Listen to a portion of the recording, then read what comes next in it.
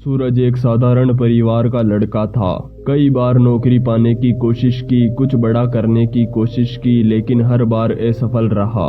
धीरे धीरे उसके अंदर निराशा और डर ने घर कर लिया। वो हर चीज में कमी देखने लगा। हर सुबह उठते पहला ख्याल यही आता, मैं कुछ नहीं कर सकता। उसके दोस्त आगे बढ़ रहे थे, पर सूरज हर दिन अपने अतीत में डूबता जा रहा था।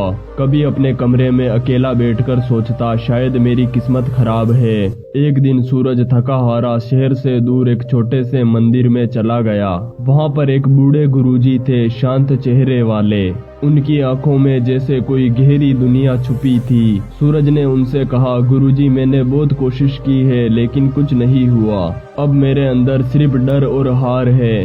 गुरुजी मुस्कुराए और बोले, बेटा, क्या तुम अपने विचारों को देख सकते हो? सूरज हैरान हुआ। उसने पूछा, विचारों को देख सकता हूँ मतलब? गुरुजी बोले, जब तुम्हें गुस्सा आता है तुम जानते हो कि गुस्सा आया है। हाँ गुरुजी, तो इसका मतलब तुम गुस्से से बड़े हो, क्योंकि तुम उसे देख सकते हो। सूरज कुछ पल के लिए चुप हो गया। गुरुजी ने आगे कहा, बेटा, तुम्हारा असली दुश्मन किस्मत नहीं, तुम्हारे विचार है। अगर इन्हें जीत लिया तो जिंदगी खुद ब खुद झुक जाएगी। गुरुजी ने सूरज को एक खाली मिट्टी का घड़ा दिया और बोले, हर सुबह इसमें एक छोटा सा पत्थर डालना। जब तुम्हारे मन में कोई नकारात्मक विचार आए, मैं नहीं कर सकता, मैं बेकार हूँ, तब एक काला पत्थर डालना। और जब तुम्हारे मन में कोई सच्चा विचार आए, मैं कोशिश करूँगा, मैं कर सकता हूँ, तब एक सफेद पत्थर डालना।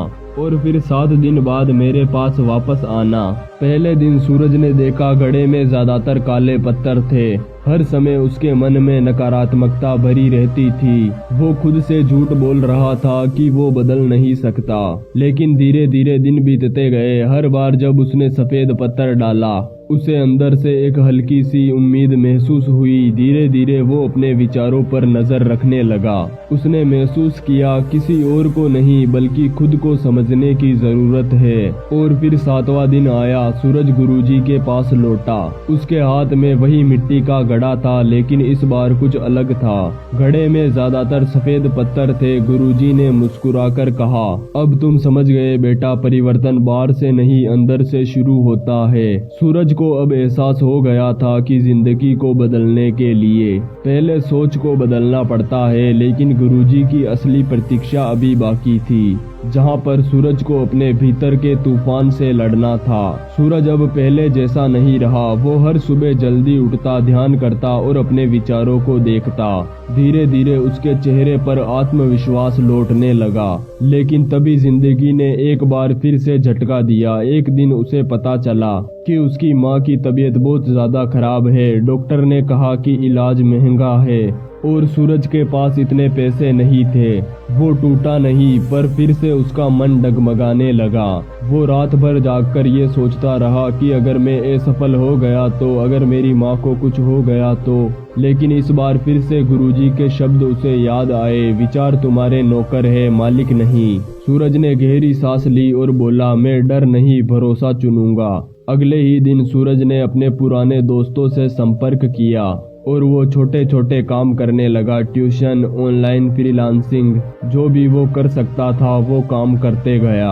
हर बार जब वो थकने लगता तो अपने घड़े को देखता और एक सफेद पत्थर डाल देता।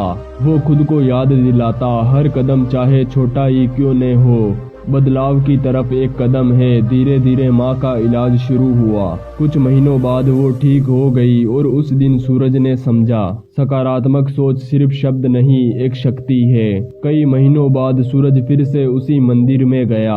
गुरुजी वहीं पर बैठे थे, वही शांति, वही मुस्कुराहट। सूरज ने झुककर कहा, गुरुजी, अब मैं समझ गया हूँ, जिंदगी बदलने के लिए भागना नहीं, अपने अंदर झांकना पड़ता है। गुरुजी बोले, बेटा, याद रखो, जो अपने विचारों पर राज रखना सीख गया वो किस्मत से भी आगे निकल जाता है।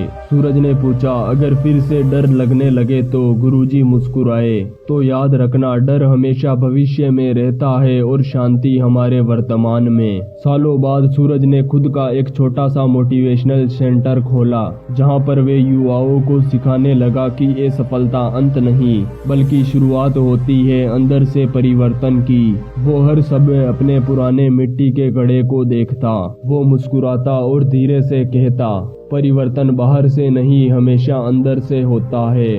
कभी खुद से लड़कर देखो, दुनिया अपने आप झुकेगी, क्योंकि असली जीत वही है जो अपने भीतर की हार को जीत ले।